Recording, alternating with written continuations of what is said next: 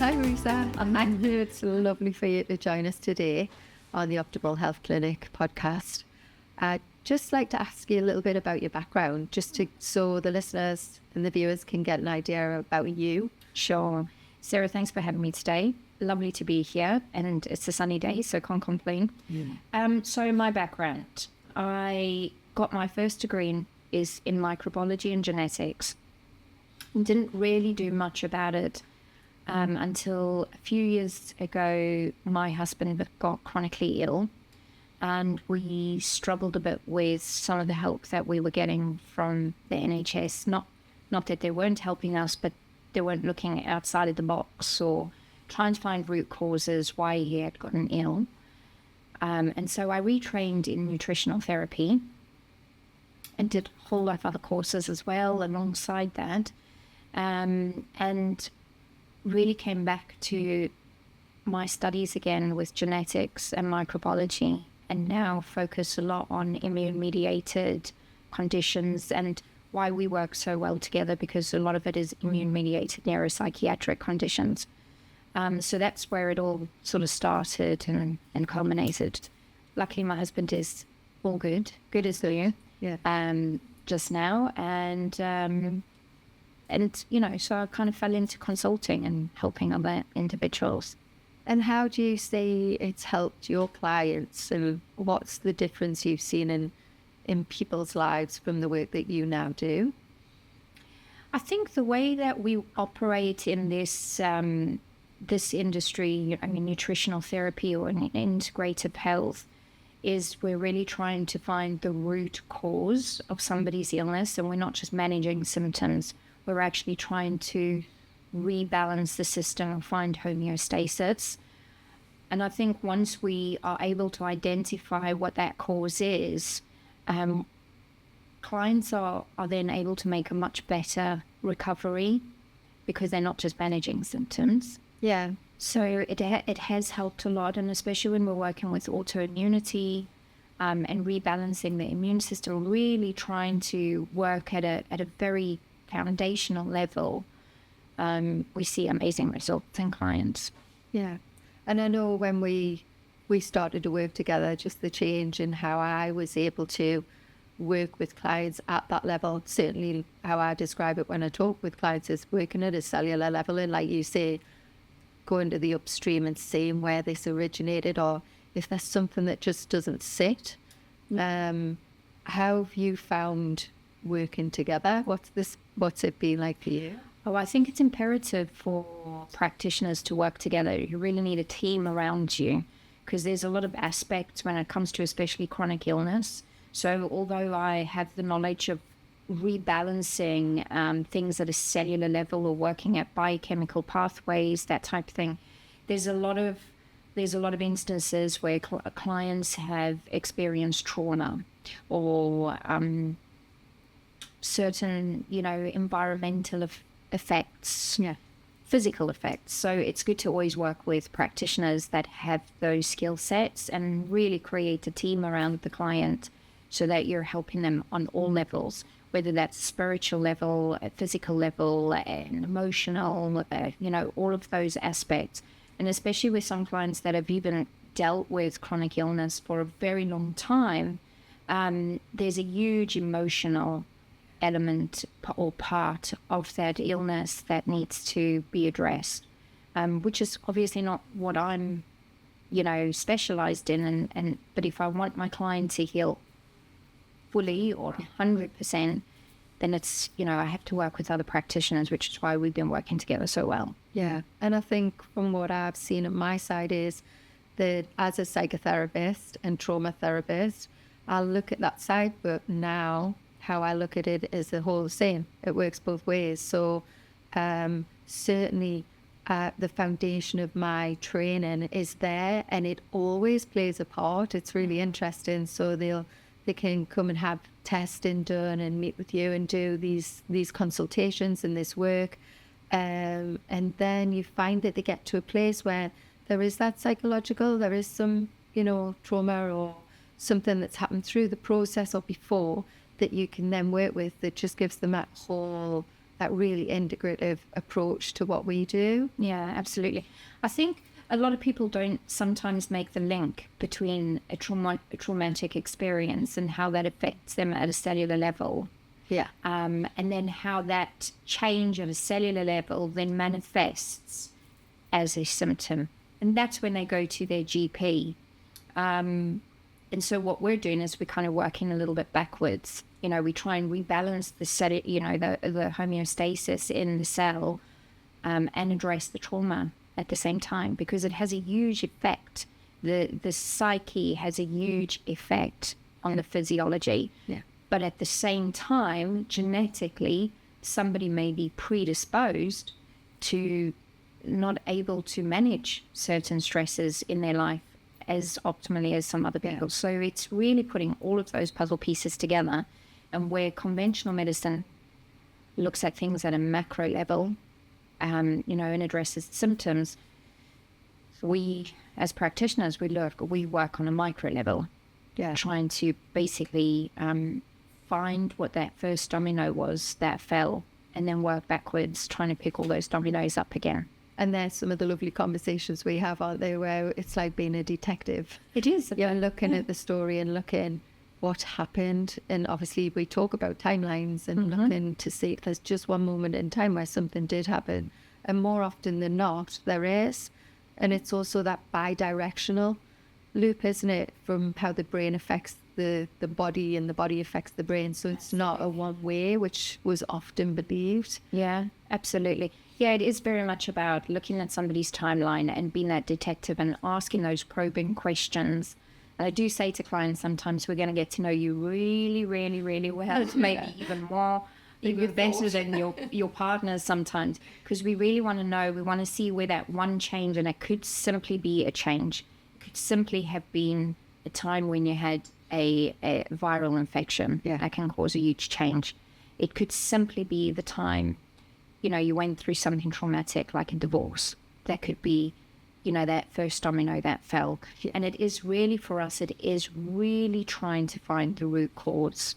Because if we can address that, then, like I say, we can pick up all those pieces along the way and balance things. And we often talk about the integrative approach. I mean, as an organisation, we do hyperbaric, biofeedback, buteyko, neurofeedback, brain mapping, testing. But there's so much out there, and it can be really confusing for people of where to go, because we have these conversations where we say there's so many places popping up. It's how do people find the right place to go, and what do they need to look for? Yeah, it's a difficult one. I mean, I think I see a lot of these places pop up, especially in places like London, that you can just walk in and get, an NAD infusion, for example. I think it's really important to look at what's happening at your body at that time and address, possible deficiencies, if there are any. And I think testing, this is where we're slightly different, is that, we test, we don't guess, that type of thing. So the testing is really, really important. And we're then guided by the results of those tests as to what you need as an individual. And this is what, I always say to people, is that you are an individual. It doesn't matter if we have 10 people sitting in front of us with multiple sclerosis, for example. You will all need something differently, and your condition may have resulted from something completely different. Yeah, definitely. And I think that there's so much about, I went for an appointment this morning, and it was, we do NAD, and we do just having a conversation with somebody. And it's so easy for people to just say, take these nutrients. And a lot of the time, I'll meet with people and they'll be on a full host. And the first question I'll ask is, why? What are you taking this one for? And they don't know. Yeah. And it's like, I saw it on the internet. So what's safe practice for you? What's important? I know what's important. As we work together with a standard, that's so important for us. Well, this is what I say this is why I say testing is so important, and I need to do that testing. There's so much information on social media nowadays that people are picking up, and I have the same. I have some clients come to me that are on 20, 30 supplements at a time, or, trying this, trying that. I had a client the other day tell me he's already spent 10 grand on, trying to figure things out. And this is where something as simple as a genetics test can give us so much information, because some of the supplements that they're on may actually be working against them rather than working for them. And yes, it's not to say that that nutrient doesn't have benefits, but again, that's where we come down to personalization and making sure that whatever we're recommending is specific to that individual and what that individual needs. Yeah. And that we're not we're not just where we always work with science backed information, or any of the information we give clients or recommendations is science backed. But it is really about personalization. I think that's where it's really important. Even going into a clinic that maybe has, hyperbaric oxygen chamber and ozone and NAD infusions, it doesn't mean all of that stuff is good for you. Yeah. Necessarily. Because it might make it worse. It could, absolutely. Yeah, and having that training and that understanding. And I think from what you're saying there as well, it's remembering, for us certainly, is that people are vulnerable. These are people who are looking for answers and they're not getting them, and often come to us, and I'm sure yourself as well, where they've been through the system. And there's a sense sometimes of desperation, but also a resistance as well, and a fear. So that's really important, to find the right practitioner as well, isn't it? To make sure you know what you're looking for and what you need. Because like I say, a lot of our clients are very vulnerable. Yeah, absolutely. And it is also going back to practicing safely, really understanding what's going on in somebody's, physiology. Because you can make somebody more ill than what they started off as. Yeah. If you don't do things in the right order, in a slow approach, that type of thing. And you're right, people are more vulnerable, especially if they've had an illness for maybe 20 years that they've been working with. They've maybe seen 15 to 20 practitioners or physicians. That's most of our clients. We're kind of like the 20th person that they're seeing. And so the trust actually is just not there. We need to build that trust up. But it's really letting the client drive the process. It has to be client focused. We need to listen to them more than they need to listen to us. We really need to get them to try and learn about the signals their body's trying to give them, and get them to relearn almost their body. And then we take that as cues in how to help them. It shouldn't be the other way around. It really has to be client focused, client centered. Yeah. And I think when a client is seen and heard, it can be so powerful, certainly from my experience as a therapist and a practitioner in the work that we're doing as an integrative therapist.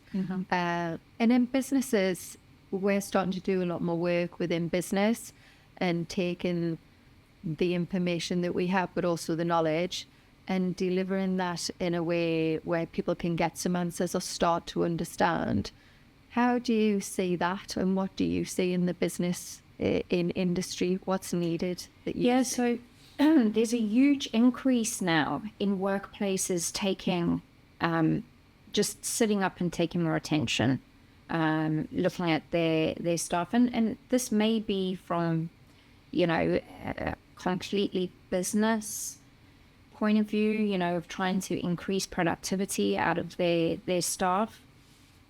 We know that lifespan is increasing as well. We know that governments are, talking about increasing pension ages, that type of thing. So people are going to be in work for longer. And so workplaces are taking a more proactive approach. And where it becomes really important is helping staff, because we don't want burnout. So there's the other end of it. It's not just about increasing productivity. It's making sure that these staff, employees or clients don't burn out. So we have to try and find a balance between how we can help businesses increase productivity and performance that obviously benefits their business, but also making sure that we're still being safe with staff and improving their well-being as well. Yeah, making them just feel a bit happier going into work. Yeah. And enjoying what they do.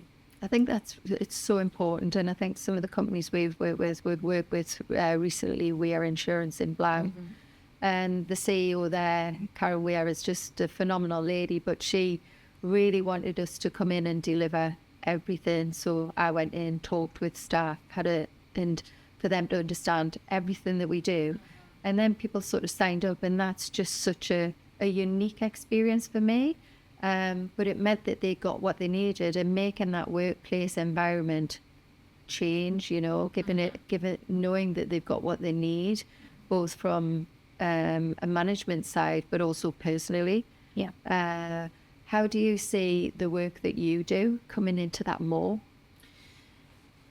Well, when you start looking at what's happening on a cellular level, and if we talk about, we were talking before this about neurotransmitters and the chemical messages in the brain, this has a huge impact on our motivation, procrastination, our mood, anxiety, stress resilience, and just general performance.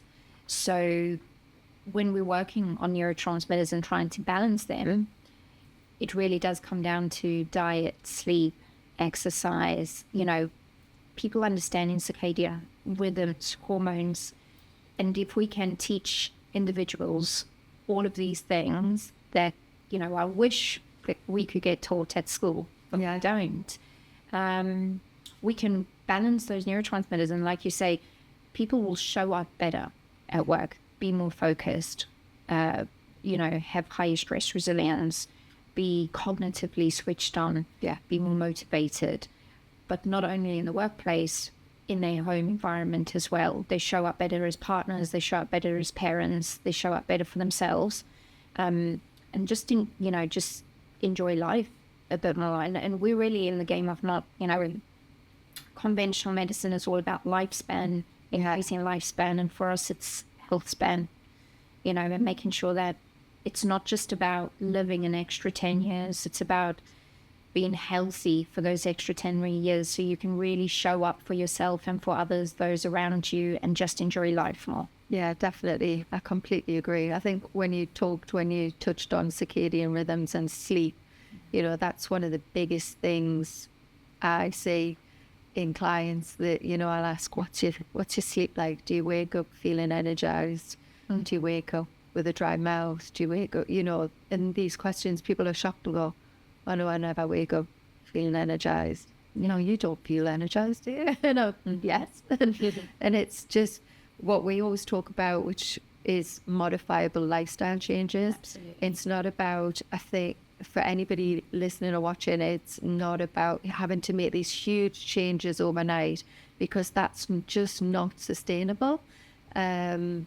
However much they're motivated, it's about just making small changes over a period of time, isn't it? And understanding that those small changes lead to massive changes in themselves, like you were talking about. And just leading on from that, I think it's really important. And one of the areas that I'm focusing on a lot in clinic is female-centric medicine, and getting females to understand how different we are to males, and that a lot of the information out there is actually not suitable for our physiology. And it's amazing to me when we sit down as a group of females and start talking about how we function, and what's needed for us, how a lot of females don't actually even understand their own bodies. But when we re-educate and we help people understand how their physiology works, whether you're male or female, or even at a child is different. Again, they can get so many changes in their lives, in their lifestyle, in their health. Yeah. And again, taking that into the workplace. So menopause is a very big topic at the moment, and helping women understand that you don't necessarily have to go through all of those symptoms. And again, helping employers understand what they can do to support their employees that is going through menopause. But it really comes down to those modifiable lifestyle factors. But we have to reteach these things. People have to understand that, yes, sleep has a huge impact. Movement has a huge impact, and even breathing properly. Yeah. People walk around, most people walk around not breathing properly, and there's a huge impact on your physiology if you're not breathing properly. Yeah, when we brought in biofeedback and I trained in biofeedback, I was shocked at the fact I wasn't breathing properly. I was doing reverse breathing, and I was watching the teacher, and I was, they're doing it wrong. They're not doing that right. You don't do it like that. And actually I was like, oh my God, I've been doing it this way my whole life. So when I breathe in, I suck in, and that relearning, that behavioral change of learning how to breathe and the effect. So I did one of the 3 peaks in training for the 3 peaks challenge that we're doing in June. And I did Penny Ghent last Sunday, and I nose breathed the whole time. Yeah. And my buteyko breathing, learning with Patrick McEwen and biofeedback from the International BCIA. And it just made such a difference, not only to the walk, but also to my recovery. So I think it's not sometimes about the in the moment, it's how do you recover from these things. So the lady who was guiding, one of the guides, said to me, oh, you'll be in agony tomorrow. And I was like, no, I'll go in the hyperbaric. I've been doing hyperbaric. I do my vitamin C, and I got up in the morning, I was absolutely fine. I was a little bit shocked because I thought I would really feel it, because I did 11 miles in total of trekking in between. But I wasn't. And that, for me, physiologically, I'm fitter now than I was 20 years ago. And that's being real, because my sleep is generally, as long as I keep the hormones in check, is brilliant. I always wake up, even if I have had a struggle with a night's sleep, still wake up, because I think of the impact overall. I still wake up feeling energized, and I never wake up like I used to, where I'd be exhausted. Yeah. It's all about resilience. Yeah. Really. Becoming more immune resilient, stress resilient, better recovery, whether it's after a sporting event or just after an illness, for example. I hear a lot of mothers say to me, up until now, I've never had a sick child. My child never gets sick, never gets flu, never had a stomach bug or anything like that. And, they say it with such pride.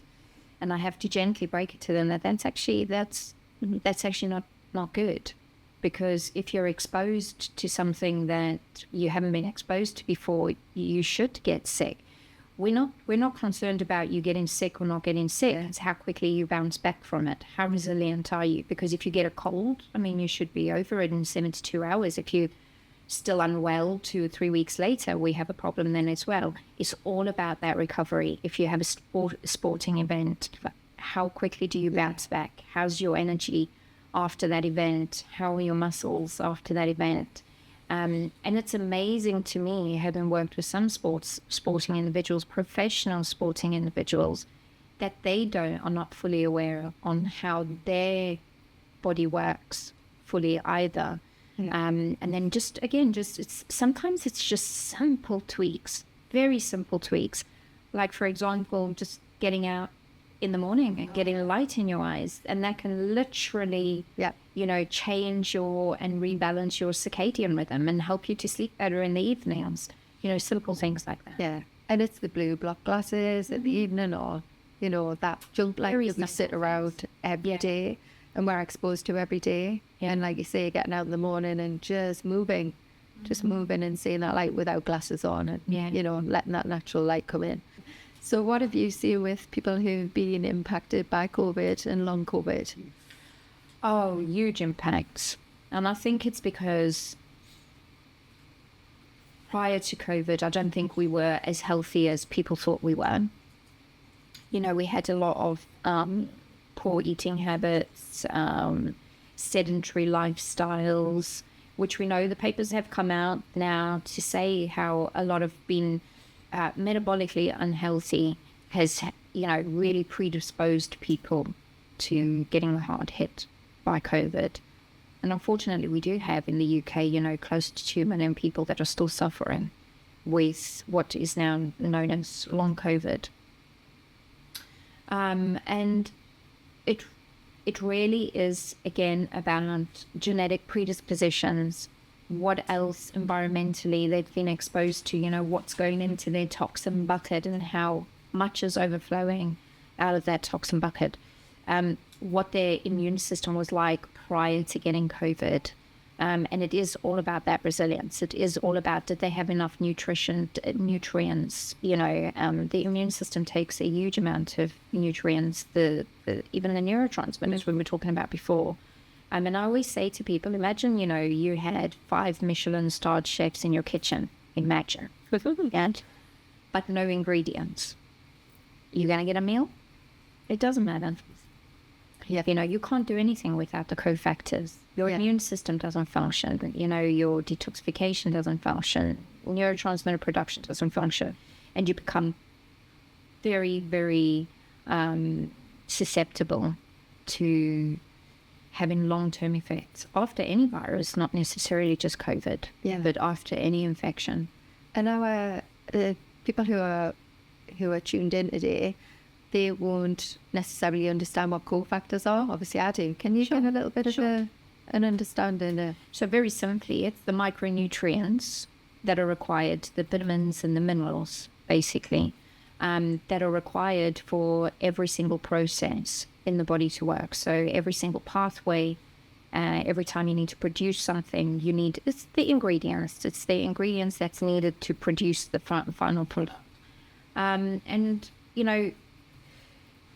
We're super stressed now. We're not sleeping well. We're not moving the way we should. We're not eating as well as we should. We have a lot of processed foods in our diet. All of these things impact how our levels of micronutrients. And obviously, if your buckets are not full, if we don't have that, then the body has to prioritize where it gets used. And I explain to clients that the body will always prioritize life over anything else. Its only concern is to keep you alive. It's not concerned about whether you're feeling depressed or anxious, or that you're not sleeping 100%, or that you're not recovering as well as you should after a sporting event. You are alive. So it will use those micronutrients for your brain, for your heart, for your liver, for your kidneys, and not necessarily for everything else. So we have to make sure that these levels are topped up. But it really comes down to, again, those modifiable lifestyle factors. Yeah. And those neurotransmitters, what do you see for you? I know obviously you have thoughts on these. What are the most important ones for you as far as overall health and well-being? The neurotransmitters themselves? Yeah. The ones that we look at is, dopamine, which is your motivation neurotransmitter, or your reward, pleasure.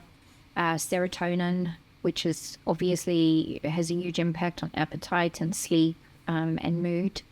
We look at acetylcholine, which is really important for cognition, memory, learning.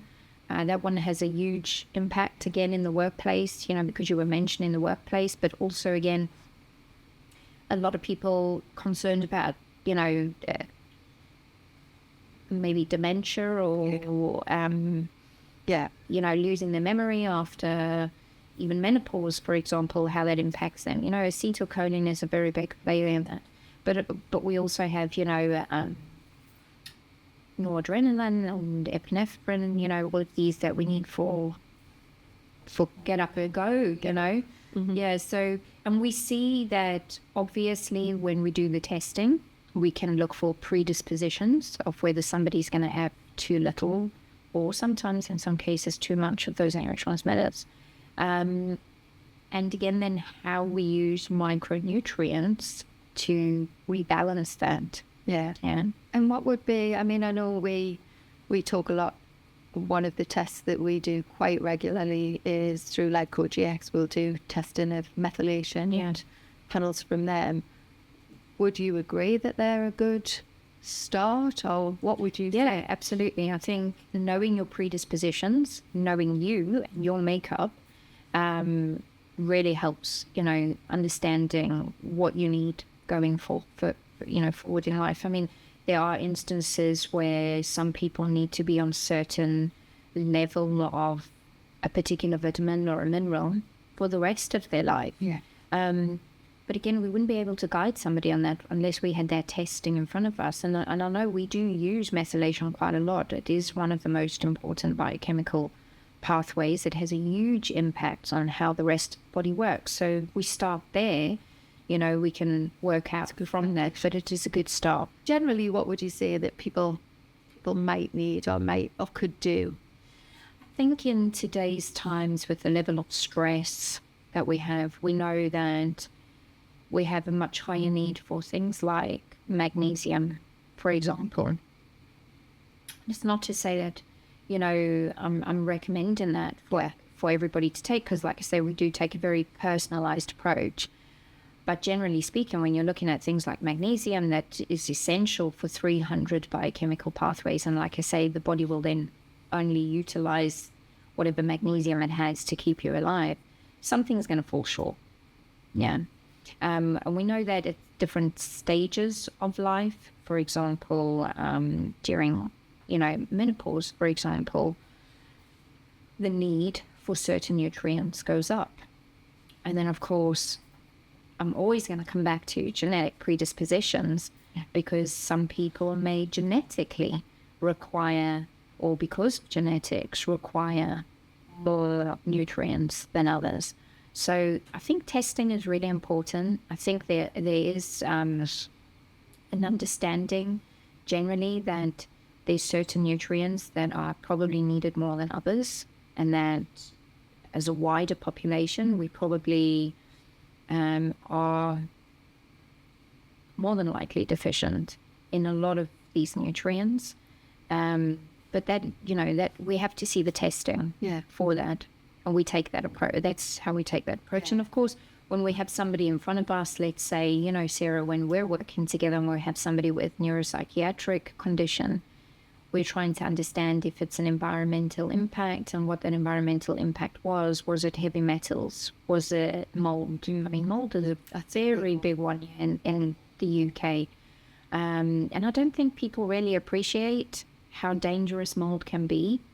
And we know that 25% of the population actually are genetically predisposed to not handling or detoxing mold as optimally as they could. And so you do get, you get split households sometimes where one person is, severely affected and the other person's not. And, then you're trying to get that person to understand that just because you're not affected doesn't mean that this individual is making things up. So you're working with that as well, But it could be a virus, could be something that's going on in their gut, could be a parasite. So there's so many different types of functional testing that we have in our toolbox, where we're lucky that we do, because it's not to say, again, that we're against conventional medicine, but we know that whatever they have in their toolbox is limited. Whereas we're quite lucky that we can go outside of that. Yeah, completely agree.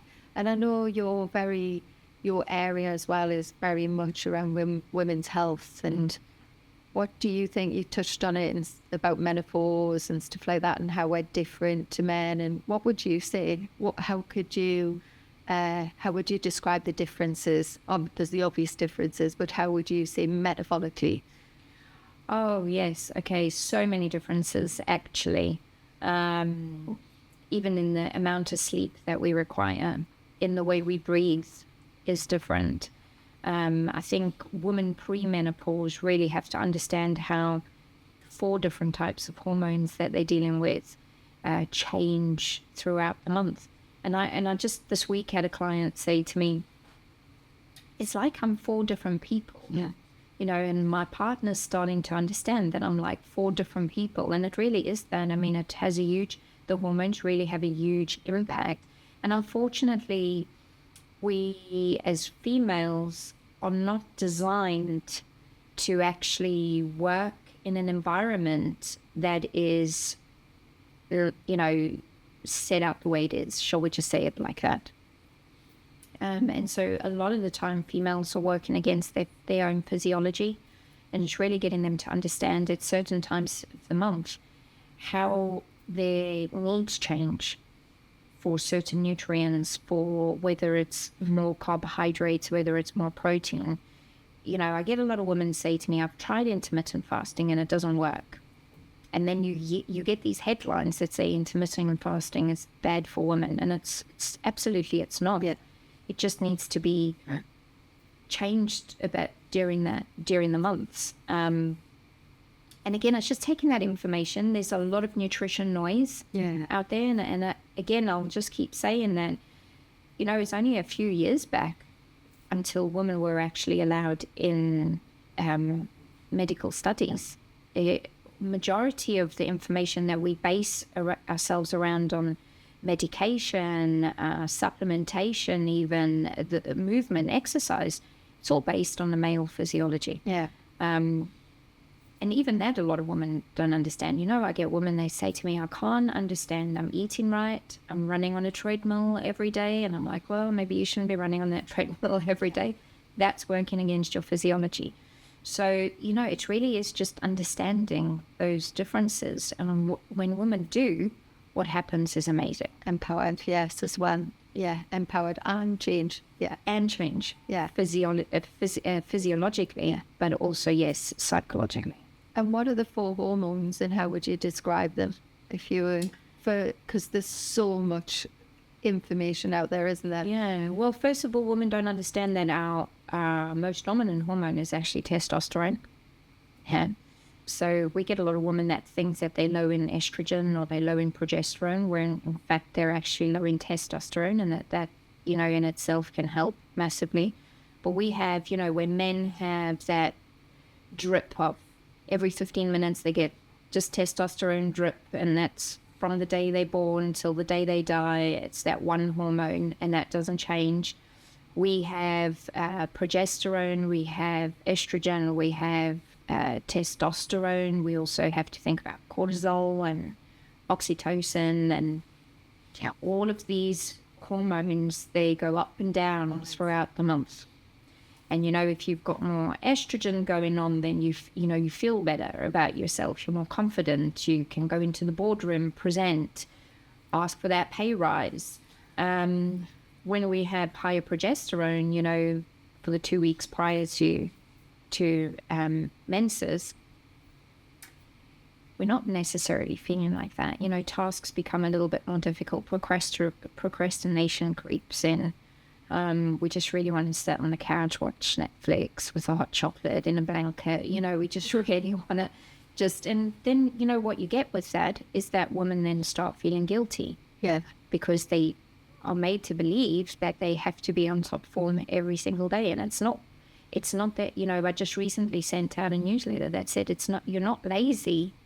It's your hormones are telling you to slow down. You need to, give yourself a chance. Yeah. But it's understanding that. But it's fascinating when women find out about it and they start understanding, and then that guilt goes away and they're like, well, actually, I didn't feel like doing that today, but it's this time of the month and it's okay, actually. Yeah. And I think, and one of the most interesting things I learning about hormones, menopause, and understand that certain cultures don't even have a word for menopause. It doesn't exist. Yeah.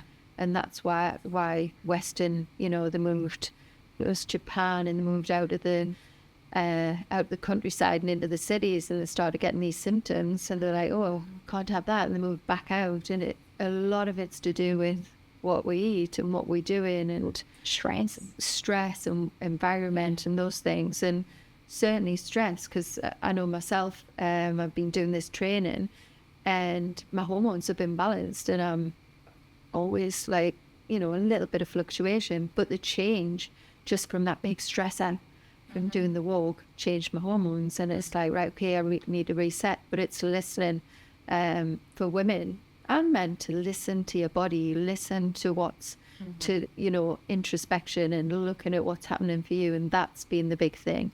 So I did that, came home and said, right, okay, I'm not doing anything. I'm just going to allow my body to recover and again do all the things that I have at my disposal and do that and feel better before I do something else, where a lot of women will think, right, well, I've done that, yeah, I've still got to keep doing. And then that's the impact, isn't it? Yeah. And I smile because actually I really want men to understand. Yeah. Yeah, well, that's it. it. And I've been teaching my husband for a couple of years now, and the other day he turned around and he said to me, oh, okay, I know what phase you're in. Yeah. We don't need to talk about this now. I'll leave it for a week or two. Yeah. Completely understand. It's going to change his life just as much as it changed my life. Because when you want to have a life-changing discussion, you don't have it. There's certain times of the month that's just not a good idea, man. It's not a good idea to bring that up, and if you really want, a good response from your female partner, there's certain times of the month that just going to be so much more productive to have those conversations. Yeah. And just knowing that. Yeah. Just knowing that, she doesn't feel like going out partying tonight, and there's a reason for it, and honoring that. Yeah. So it's not just about physiology and psychology. It's actually, can strengthen relationships. Yeah. But if the workplace understands this as well, and how they can maybe help their employees manage certain tasks at certain times of the month, not only is that employee going to be in a much happier place, but it's going to increase performance and productivity, and you're going to get a much better response as well. Yeah, and it is, like you say, male understanding. I know my son is so well educated. He knows, say, are you all right, Ma? And he doesn't need to say anything else, but he understands. And it is, isn't it? From early age, because we're so easy and versed in talking about things, weddings, births, those sort of things. But we leave such important areas of our lives out of the conversation. That includes, menopause, death and dying. There's huge things that have impacts. And the ripple effect, it has a massive impact. Yeah, it does. Yeah, and I think just going back on that point of it's not just teaching women, it's teaching everyone, young women as well. I've really tried to get my niece to understand her cycle, and she does judo. She's been doing judo since she was 4 years old, and she competes at quite a high level. And even she'll come to me and she'll say, I'm at this point in my cycle, so I need a bit more magnesium. I can lift heavier, but I can't do this, I can't do that. So she even understands, and it's actually improved her performance, when she's competing. Yeah, it would be. So it is, it's really important. There's so many aspects to us, though. There's so many levels. When you're in nutritional therapy, your first year, they tell you, you've got this onion sitting in front of you, and it's peeling back the layers. But I think where a lot of practitioners, and I think this is why it's so important to work with other therapists and practitioners, is because they forget the spiritual level, they forget the emotional level, they forget, all of that is, we're all hardwired to that as well. Yeah. And even, connection. Yeah. Connection. Social connection. Because it's a pillar of health. Yeah. The isolation of the biggest thing, one of the biggest things we've seen post-COVID is the impact, especially on little ones, especially on children. Some children I worked with through COVID, and just really young and not having that connection where the little ones would be going to nursery and doing all those social activities, and then that isolation, and or parents who've had to work from home, and then they just don't have that. Yeah. And we're still seeing the ramifications of that, and that social interaction. We're social beings. We need to have that connection. Sometimes we need to have a bit of space and time, but we need that social connection, don't we? Well, we know now that the blue zones have been debunked when it comes to diet. Is this diet based? Is that diet based? And we know that that's all been debunked. But one of the things that has come out of it is that regardless of these blue zones, one of the common denominators is social connection and being part of community and contributing to that community. And that, so even more so than I would say, nutrition. Yeah. Just feeling that you are part of a community. Yeah. I mean, there's a lot of debate about diet, and we can go into that, and that's a whole different conversation. And, I say to people that, so again, it all comes down to personalization.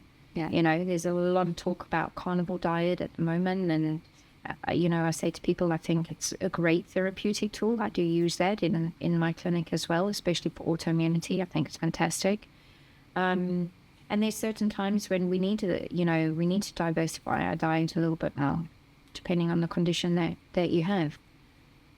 And, and then you'll know from your clinic as well that we do get individuals that have restricted eating patterns, and we have to deal with that as well, and how we get the nutrition in. So, there's a lot of talk around that as well. But it's understanding that whoever is in front of you is N of one. Yeah, that's it. I love that. Yeah, that's one of my favorite sayings is N of one. Yeah, that is always it. You're not walking into another office where we go, oh, okay, you've been diagnosed with that. This is the protocol to follow. It doesn't work. No. So, coming to the end of our conversation, where do you see the work we're going to do together over the next year, this coming year, this year ahead? Well, I think we're going to be busy. That's a given. But I see us continuing the work that we're doing, with the neuropsychiatric clients that are coming through. We are, you mentioned, going more into the workplace and getting people to understand. And I think I think once you've got employers on board, you can help so many more people at the same time as well, So, I know that we're going to be doing quite a few talks, going into organizations and doing talks and running workshops for those organizations. And I know that we're going to be doing quite a few more conferences and seminars and things like that to just help people understand, what may be going on even with their children, for example. I think parents are feeling lost as well at the moment and just wanting to help their child and not getting the answers that they need. So we have a lot of, again, connections with other therapists and other practitioners that are so well versed in those areas. And and I think what we want to do is just get the information out. Yeah, it's all about education, isn't it, at the end of the day? Yeah, certainly not a one-size-fits-all, as we always talk about. Yeah. Well, it's been lovely. Thank you so much, Marisa. Really enjoyed that. Thank you, Sarah. You're welcome. And looking forward to the rest of our work. Me too.